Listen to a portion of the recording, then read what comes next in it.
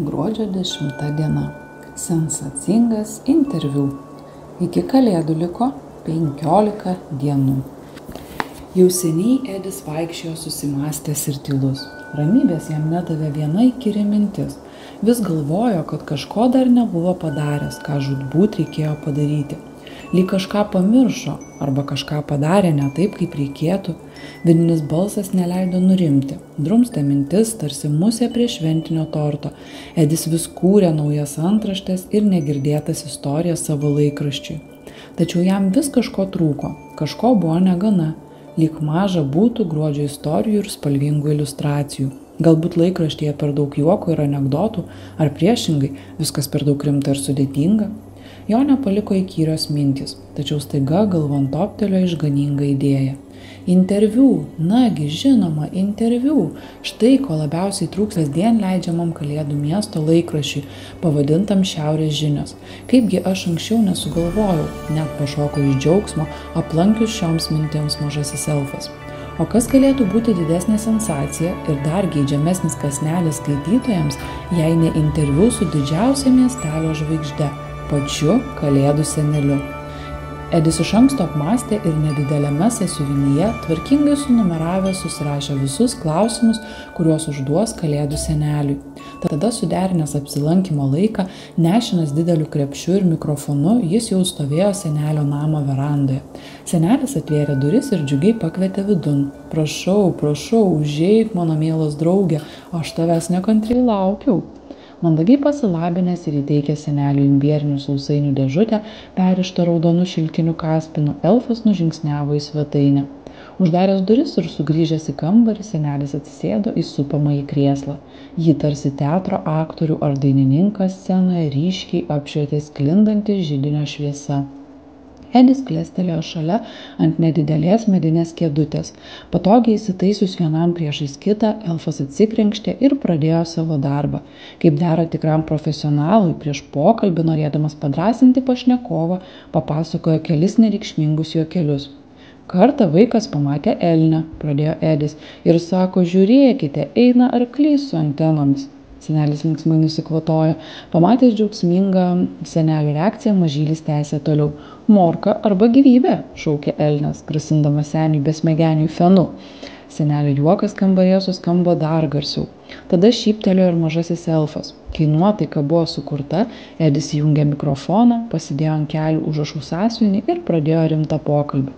Prašau pasakyti, jei jums tektų duoti patarimą jaunam, dar tik pradedančiam darbą Kalėdų seneliui, koks jis būtų?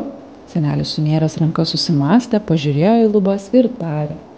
Prieš keliaujant pas vaikus, patarčiau gerai pasiruošti, perskaityti visus atsiųstus laiškus, kruopščiai susirašyti vardus ir adresus, sutikrinti dovanas, pasipuošti nauju kostiumu ir šypseną, skleisti gėrį bei šilumą. Buvo akivaizdu, kad Edį senelio atsakymas nudžiugino, tad jis tęsė toliau.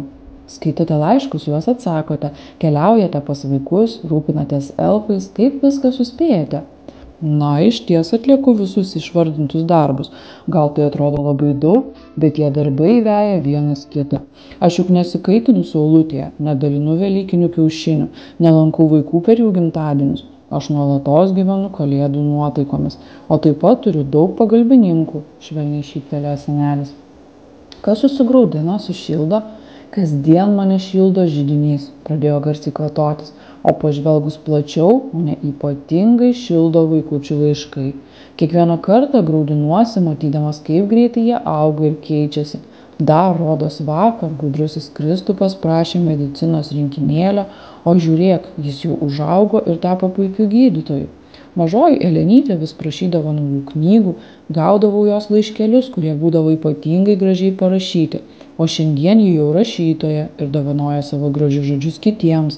Panašius pavyzdžius galėčiau vardinti be sustojimo. Pasaulio vaikai suteikia man jėgų ir aš kiekvieną kartą nekantriai laukiu naujienų. Edis klausėsi senelio pasakojimo, net pamiršęs, kad dirba itin svarbų darbą. Atsitokėjęs ir žvilgtelėjęs užrašų sąsiuvinį, elfas uždavė kitą klausimą. Jei būtų tokia galimybė, ką norėtumėte pasikviesti į svečius, kartu paskanauti imbierinių meduolių su pienu? Oi, koks lengvas klausimas, džiugas senelis. Kaip jau ir minėjau, žinoma, visus iki vieno pasaulio vaikus. Susodinčiau juos čia, ant šio kilimo, ilgiau sėdėdami ir ilgai šnekučiuotumėmis. Papasakokit dar kartelį tą visiems žinomą istoriją, iš kurgi pasaulyje atsirado Kalėdų senelis. Išgirdęs šį klausimą, senelis surimtėjo, pasikasė barzdą ir pradėjo pasakoti. Seniai tolimuose kraštuose gyveno labai geros širdies, itin dosnus senelis vardu Nikolas. Jis rūpinosi savo nedidelio miestelio gyventojais. Ypač sunkiai tame miestelyje gyveno našlys valstietis, kuris turėjo 2 dukteris. Tais laikais jos niekaip negalėjo ištekėti, neturėdamos kraičio, tačiau buvo per daug išdidžios, kad prašytų pagalbos. Gerasis Nikolas kasdien suko galvą, kaip galėtų joms padėti. Ir būtent per Kalėdas jam kilo išganinga mintis. Tą naktį jis įsmuko į valstiečio namus, įsliuogė ten per kaminą.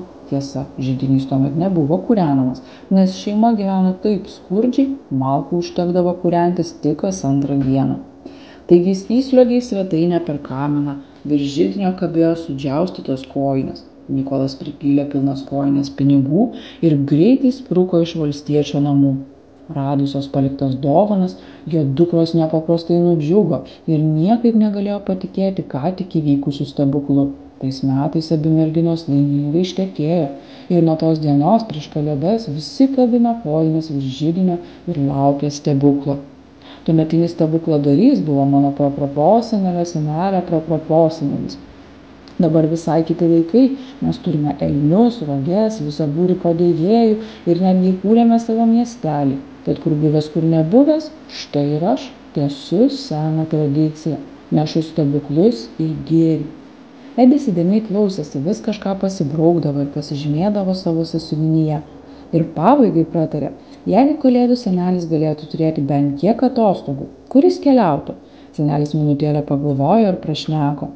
Jeigu atsitiktų taip, kad aš turėčiau kelias dienas atostogų, nors tai beveik neįmanoma, nes darbai mūsų mieste verda kasdien visus metus be jokių išeiginių. Bet visgi, jei aš turėčiau kelias dienas atostogų, aš vis tiek niekur nenorėčiau vykti be savo padėjėjų. Aš nenoriu ir nemoku būti vienas. Esu laimingas tik tada, kai mane supa mažieji elfai ir vaikai. Tad jei galėčiau pasiimti visus elfus kartu, mes vyktume į svečius pas kiekvieną vaiką. Todėl kelių dienų man neužtektų, nes su kiekvienu mažyliu aš norėčiau ilgai pasikalbėti, smagiai pašokti, padainuoti ir linksmai pažaisti. Taigi jei rinkčiausi stebuklą, tai jis atrodytų būtent šitaip. Edis pakilo nuo kėdutės labai patenkintas. Interviu pavyko puikiai, padėkojęs seneliui už pokalbį, dar paprašė jo papozuoti kelioms nuotraukoms. Vieną kadrą padarė su pamajame kresle prie šūsnies vaikų laiškelių, kitą su naujuoju Lorio pasiūtų kostiumu.